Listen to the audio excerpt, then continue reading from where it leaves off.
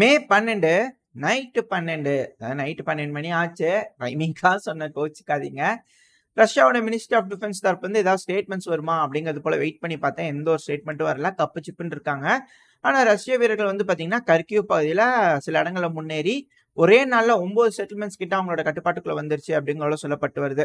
இந்த தகவல் எல்லாமே ப்ரோ உக்ரைனியன் தரப்பு வந்து கன்ஃபார்ம் பண்ணிக்கிறாங்க. டீப் ஸ்டேட் மேப்ல இருந்து கன்ஃபார்ம் பண்ணிக்கிறாங்க ஒரு செட்டில்மெண்ட்டை தவிர.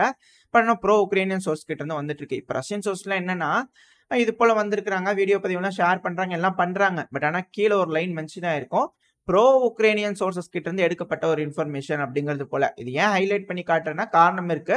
ரஷ்யா தரப்புல இருந்து எந்த ஒரு விஷயமும் வரல, ஃபுல்லா ப்ரோ உக்ரைனியன் தரப்புல இருந்து தான் வந்துட்டு இருக்கு. இந்த இடத்துல பல்வேறு கருத்துக்கள் இருக்கு. ஆனா பிரதானமா இருக்கக்கூடிய கருத்து 3 கருத்து. அதுல நம்ம பார்ப்போம். இதை வச்சு பார்க்கும்போது ரஷ்யா உண்மையாலுமே கொஞ்சம் ஆரம்பிச்சிட்டாங்களா அப்படின்ற ஒரு சந்தேகம் எனக்கு இருக்கு. உங்களுக்கும் கொண்டு வந்துருவேன், அதெல்லாம் மாற்று கருத்து இல்லை. ஏன்னா எனக்கு வந்துருச்சு இல்லையா, எப்படியாவது முடிச்சு போட்டு உங்களுக்கும் கொண்டு வந்துருவேன், அது வேற விஷயம். பட் இப்போ விஷயங்களை பார்ப்போம். அதாவது ப்ரோ உக்ரைனியன் சோர்ஸ் தானே எல்லாத்தையும் சொல்லிட்டு இருக்காங்க. ஸோ அதனால அந்த செய்திகளை முதல்ல பார்த்துருவோம். அப்பதான் உங்களுக்கு ஒரு சந்தேகம் வர ஆரம்பிக்கும். ஓகேவா? இப்போ உக்ரைனியன் சோர்சஸ் வந்து பாத்தீங்கன்னா நேத்துல இருந்து சொல்ல ஆரம்பிச்சிட்டாங்க, ரஷ்யா வந்து சபட்டாஜ் குரூப் வந்துருச்சு, கான்ஸ்டன்டா ரஷ்யன் ஃபோர்ஸ் அந்த இடத்துல வந்து அட்டாக் பண்ணிருக்காங்க அப்படிங்கிற சொன்னாங்க. இப்போ வந்து பாத்தீங்கன்னா 9 செட்டில்மெண்ட்ஸ் ரஷ்யாவோட கட்டுப்பாட்டுக்குள்ள வந்துருச்சு. முதல்ல எந்தெந்த செட்டில்மெண்ட்ஸ்ல ரஷ்யா வந்து முன்னேறி வந்து கட்டுப்பாட்டுக்குள்ள எடுத்துக்கிறாங்க அப்படிங்கறத பார்த்தரலாம். ஸ்டெஷின்யா, கர்ஸ்னே, மொரோகோவட்ஸ், ஒலினிகோவ், பிளைனா, பொரிஷிகா, ஒரிட்ஸ்டவ், ஹெட்ஸே, பிளட்டின்கா. பேர் கொஞ்சம் கரெக்டா வந்திருக்காது, கொஞ்சம் அட்ஜஸ்ட் பண்ணிக்கோங்க. மேப்ல காட்டுறேன், ஸோ உங்களுக்கு புரிஞ்சிருக்கும் எந்தெந்த பகுதியில் ரஷ்ய வீரர்கள் முன்னாடி வந்திருக்காங்க அப்படிங்கிறது போல. ஏன்பா 9 பகுதிகள் வந்திருக்காங்கன்ற மேப்லாம் பார்க்குற இந்த அளவுக்கு பிடிச்சிக்கிறாங்களே, இது என்ன அஃபென்சிவ் ஆபரேஷன் மாதிரி தெரியலையா உனக்கு அப்படிங்கிறதோட சில திட்டிருப்பீங்க. பட் ஆனால் என்ன பொறுத்த வரைக்கும் எப்படின்னா இது ஒரு ப்ரிலிமினரி ஃபோர்ஸ் மாதிரி தான் எனக்கு தெரியுது. ஸோ இவங்களுக்குன்னு சில டார்கெட்ஸ் இருக்கு, அதுக்கேற்ற மாதிரி முன்னாடி வந்திருக்காங்க. இது போக இன்னும் 2 பகுதி இருக்கு, அதை நான் மேப்ல இப்போ காட்டுறேன், உங்களுக்கு பார்த்தீங்கன்னா புரியும். ஏன்னா இந்த டீம் வந்து இந்த ப்ரிலிமினரி ஃபோர்ஸ் வந்து பார்த்தீங்கன்னா அவங்களுக்கு டார்கெட் இருக்கு இல்லையா, ஸோ அதுக்காக மொத்தம் 4 அணியா பிரிஞ்சு 4 இடங்கள்ல இருந்து முன்னேற ஆரம்பிச்சிருந்திருக்காங்க. ஸோ அப்படி முன்னேறி வரும்போது இந்த முன்னேற்றத்தை வச்சு பார்க்கும்போது எனக்கு தெரிஞ்சு இந்த டாஸ்க் ஃபோர்ஸோட டார்கெட் வந்து பார்த்தீங்கன்னா ஃபர்ஸ்ட் செகண்ட் இந்த டீமோட டார்கெட் வந்து பாத்தீங்கன்னா லிப்ஸே, செகண்ட் தேர்டோட டார்கெட் வந்து பாத்தீங்கன்னா ஒச்சான்ஸா இருக்கணும் அப்படிங்கிறது என்னோட ஒரு தனிப்பட்ட கருத்து. இதை பிடிச்சதுக்கு அப்புறம் தான் மினிஸ்ட்ரி ஆஃப் டிஃபென்ஸ் தரப்புல இருந்து ஒரு ஸ்டேட்மெண்ட்ஸ் அஃபிஷியலா வரதுக்கு வாய்ப்பு இருக்கு.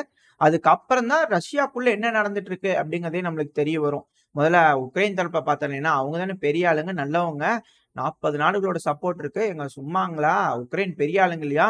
ஸோ அதனால அவங்க என்ன செய்யறாங்க அப்படிங்கிற செய்திகளை அடுத்தடுத்து பார்த்தலாம். அதாவது ரஷ்ய வீரர்கள் இது போல கர்கிவ்ல வந்து அவங்க அட்டாக் பண்ண ஆரம்பிச்ச உடனே பெருமளவில் எல்லாம் பேச ஆரம்பிச்சிட்டாங்க. டீப் ஸ்டேட் மேப்ல எல்லாம் வந்து அப்டேட் பண்ண ஆரம்பிச்சிட்டாங்க. ப்ரோ உக்ரைனியன்லாம் ஆரம்பிச்சிருச்சு, ரஷ்யா வந்துட்டாங்க, அட்டாக் பண்ண ஆரம்பிச்சிட்டாங்க. அது ஐயோ இன்னைக்கு பாருங்க முன்னாடி வந்துட்டாங்க, ஒரு செட்டில்மெண்ட்டா கை விட்டு போகுது அப்படிங்கிறது போல மீடியா எல்லாம் பேசிட்டு இருந்தாங்க. உக்ரைனுக்குள்ளேயும் சரி பெருமளவில் சொல்லிட்டு இருந்தாங்க. ஜெலன்ஸ்கி அவர்கள் வந்துட்டாரு, செல்ஸ்கி அவர்கள்ட்ட உட்காந்து பேசி எல்லாம் குச்சியெல்லாம் வச்சு காமிச்சு இந்த மேப்ல இங்க வந்துட்டு இருக்காங்க அப்படிங்கிறது போல பல விஷயங்கள் நடந்துருச்சு. உடனே அமெரிக்கா பதற ஆரம்பிச்சிட்டாங்க, ஐயோ உள்ள வந்துட்டாங்களே அப்படிங்கிறது போல அமெரிக்கா பதற ஆரம்பிச்சு ஒரு 400 மில்லியன் வச்சுக்கப்பா இம்மீடியட்டா அப்படிங்கிறது போல ஒரு புது எய்டு வேற பாஸ் பண்ணிக்கிறாங்க. அது மட்டும் இல்லாம கனடா கிட்ட இருந்து ஒரு $55 மில்லியன் அளவுக்கு நினைக்கிறேன், இல்ல கெனடியன் டாலரான்னு தெரியல, அது மட்டும் கொஞ்சம் கன்ஃபார்ம் பண்ணி சொல்றேன். ஸோ $55 மில்லியன் கிட்ட வந்து பாத்தீங்கன்னா ஜெர்மனி கொடுத்துக்கிறாங்க. ஏங்க இந்த காசு இமீடியட்டா பிடிங்க, ஏதாவது பேட்ரியாட் ஏர் டிஃபென்ஸ் சிஸ்டம் வாங்கி உக்ரைனுக்கு கொடுக்கறதுக்கு ஏதாவது ரெடி பண்ணுங்க அப்படின்னு ஜெர்மனி கிட்ட கொடுத்துக்கிறாங்க. எல்லாரும் அப்படியே பதட்டத்தில் இருக்கிறாங்க, பதட்டத்தோட உச்ச கட்டத்தில் இருக்கிறாங்க. அதுக்கப்புறம் வந்து பாத்தீங்கன்னா ஸ்டேட்மெண்ட்ஸ் வந்து உக்ரைன் கிட்ட இருந்து வந்திருக்கு. அதாவது முன்னாடி வந்தாங்க ரஷ்யா, சண்டையெல்லாம் நடந்துட்டு தான் இருந்தது, ஓரளவுக்கு நாங்க வந்து தடுத்து நிறுத்திட்டோங்க, எல்லாம் கிரே ஜோன்ல தான் சண்டை நடந்துட்டு இருக்குது தவிர எந்த பதிவு வந்து ரஷ்யா பிடிக்கல அப்படிங்கிறது போல. அதுக்கப்புறம் உக்ரைன் கிட்ட இருந்து இந்த மினிஸ்ட்ரி ஆஃப் டிஃபென்ஸ் இருக்கும்ல, உக்ரைனோட ஜெனரல் ஸ்டாஃப் கிட்ட இருந்தா ஸ்டேட்மெண்ட்ஸ் வர ஆரம்பிச்சிச்சு. இதை வச்சு நம்மளுக்கு என்ன தெரியுது, அதாவது எய்டு வேணும் கேட்டா கொடுக்க மாட்டீங்க, ஆரம்பிச்சிட்டாங்க, உள்ள வந்துட்டாங்க, எல்லாம் போச்சு அப்படின்னா உடனே பாருங்க அமெரிக்கா கிட்ட இருந்து எய்டு வருது, கனடா கிட்ட இருந்து எய்டு வருது, பல நாடுகள் பதறாங்க. அது செக் பிரசிடென்ட்லாம் சொல்லிக்கிறாங்க. அதாவது மேற்குலக நாடுகள் வந்து கிளியரா ஒரு பவுண்டரி, அதாவது ஒரு வரையறை வைக்கணும் ரஷ்யாக்கு அப்படிங்கிறத சொல்லிக்கிறாங்க.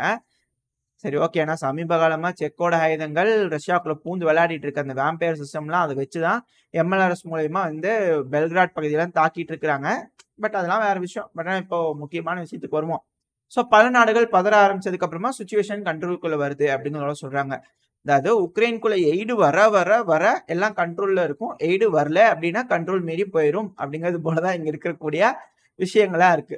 சரி, ஓகே. இப்போ 2வது சோர்ஸ், அதாவது ரஷ்யா இருக்கிறாங்க இல்லையா, அங்க இருக்கக்கூடிய விஷயங்களை பார்ப்போம். இப்ப கரண்டா இந்த ரஷ்யா உக்ரைன் பிரச்சனையில ரஷ்யா வீரர்களுக்கு கமாண்ட் கொடுத்துட்டு இருக்கிறது யாரு? கெராசிமோ அவர்கள். அதாங்க இந்த ராஸ்டவன் டவர் இருக்கு இல்லையா, அங்க இருக்குது. அதான் கமாண்ட் ஆபீஸ். சமீபத்துல புட்டின் அவர்கள்லாம் போய் பார்த்திருந்தாரு இல்லையா. சோ அங்க இருக்கக்கூடிய விலாரி கெராசிமோ அவர்கள் தான் இதுக்கு வந்து இன்சார்ஜ். ஆனா இதுக்கு நடுவுல இன்னொரு விஷயம் நடந்துக்குது. அல்ஜீரியாவுக்கு ஒரு நபர் போயிருந்தாரு. எப்போ ஒரு 6 மாசம் இருக்கும்னு நினைக்கிறேன். நம்ம சேனல்ல பாத்தீங்கன்னா தெரிஞ்சிருக்கோம். இந்த வேக்னாரோட தலைவர் பிரிகோஜின் அவர்கள் இறந்த உடனே நம்ம புருடா இன்டெலிஜென்ஸ் வந்து ஒரு தகவல் சொல்லியிருந்தது. அது போலி தகவல் தான். புதுசா நிறைய நபர் வந்திருப்பீங்க, அவங்களுக்கு புருடா இன்டெலிஜென்ஸ் விங்னா என்னன்னு தெரிஞ்சிருக்காது. அது வந்து போலியான செய்திகள் கொடுக்கக்கூடிய ஒரு இன்டெலிஜென்ஸ் விங். அதை வந்து உங்ககிட்ட சொல்லுவேன். நீங்க தெரிஞ்சு வச்சுக்கிட்டீங்க அப்படின்னா என்னைக்காவது ஒரு நாள் வந்து அது இருக்கலாம், இல்ல ஆகாமலும் போகலாம். சோ ஒரு சின்ன ஒரு உளவு தகவல் மாதிரின்னு வச்சுக்கோங்களேன், போலியான தகவல். ஓகேங்களா? அது என்னப்பா போலியான தகவல் அப்படின்னு உங்களுக்கு தோணி இருக்கும். அதுக்கான ஒரு எக்ஸாம்பிள் சொல்றேன். அதாவது ஒரு 6 மாசம் இல்ல 4 மாசம் 5 மாசம் இருக்கும். அதாவது ஜனவரியோட இறுதி கட்டத்துல வந்து பாத்தீங்கன்னா அந்த டைம்ல வந்து ஒரு பதிவு போட்டிருப்போம். அப்ப வந்து ரூமரா ஒரு விஷயங்கள் அடிபட்டு இருக்கு. F-16 ட்ரோன்களா மாத்தக்கூடிய முயற்சி நடந்துட்டு இருக்கு. அதனாலதான் இந்த பிலிப்பைன்ஸா இருக்கட்டும், நான் சவுத் கொரியாவா இருக்கட்டும், இந்த பகுதியிலாம் அடிக்கடி F-16 வந்து கிராஸ் ஆகுது அப்படிங்கிறத சொல்லப்பட்டு இருந்திருக்கும். செய்திகள்லாம் சொல்லியிருப்பேன் நான் உங்களுக்கு. அது வந்து மெயினா மீடியாலாம் வந்து இருக்காது. எந்த ஒரு இடத்துலயும் நீங்க கேள்விப்பட்டிருக்க மாட்டீங்க. சோ அது போல ஒரு போலியான தகவல் அப்ப வந்துச்சா. ஆனா இப்ப பாருங்க, F-16 ட்ரோனா மாத்தக்கூடிய முயற்சியில அமெரிக்கா இறங்கி இருக்கிறாங்க அப்படிங்கிறது போல இப்போ 6 மாசம் கழிச்சு, 4 மாசம் 5 மாசம் கழிச்சு செய்திகள் வருது. இப்ப அந்த போலி தகவல் அது ரூமர் கிடையாது, அது உண்மைதான். ஏன்னா நெருப்பு இல்லாம புகையாது இல்லையா. இப்ப அது உறுதிப்படுத்தப்பட்ட தகவல். சோ இது போலதான் இந்த இன்டெலிஜென்ஸ் விங் வந்து தகவல் கொடுப்பாங்க. எல்லாமே உறுதிப்படாது. பலர் பார்த்துட்டு இருப்பீங்க, உங்களுக்கு தெரியும். பட் ஆனா இது போல சில விஷயங்கள் உறுதிப்படுத்தப்பட்டணும். அதாவது நம்மளுக்கு முன்னாடியே இன்ஃபர்மேஷன் தெரிஞ்சுக்கலாம் இல்லையா, அதுக்காக இந்த ரூமர்கள்லாம் பேசுவோம். சோ அதுக்காக அந்த ஒரு விஷயம். இப்ப நம்ம திருப்பி விஷயத்துக்கு வருவோம். ஏன் இதை வந்து ஹைலைட் பண்றா அப்படின்னா, செர்கி சுரோவிக்கின் அவர்கள், இவர் தான் வேக்னரோட அடுத்த சீஃப் அப்படிங்கிறது போல பிரிகோஜின் அவர்கள் இறந்த போதே நம்ம சொல்லியிருப்போம். சோ அது இன்னும் உறுதிப்படுத்தப்படாம இருக்கு. ஆனா இவர் வந்து பாத்தீங்கன்னா அல்ஜீரியாவுக்கு போயிருந்தாரு. அல்ஜீரியாவுக்கு எதுக்காக போயிருக்கணும் இன்னும் உறுதிப்படுத்தப்படலன்னா, அல்ஜீரியால யார் இருக்கிறாங்க, அது எங்க இருக்குது, ஆப்பிரிக்கால இருக்குது. கீழே அவர் போனதுக்கு அப்புறம் எல்லாம் ஸ்டேபிள் ஆச்சுங்களா. இப்ப அவர் திரும்பவும் ரஷ்யாவுக்கு வந்திருக்கிறாரு. ரஷ்யாவுக்கு வந்ததுக்கு அப்புறமா இப்ப இந்த இடத்துல சுரோவிக்கின் அவர்கள் ஒரு பொறுப்பெடுத்து இப்ப நடக்கக்கூடிய இந்த கர்கிவ் அஃபென்சிவ் ஆபரேஷன்ல ஒரு பார்ட்டிசிபேட் பண்ணுவாரு. அவர் தான் தலைவரா இருப்பாரு அப்படிங்கிறதோட சொல்லப்பட்டு வருது. அப்புறம் என்னப்பா அலெக்சாண்டர் லிப்பின் அவர்கள் அப்படின்னா அவரும் இருப்பாரு அப்படிங்கிறதோட சொல்லப்பட்டு வருது.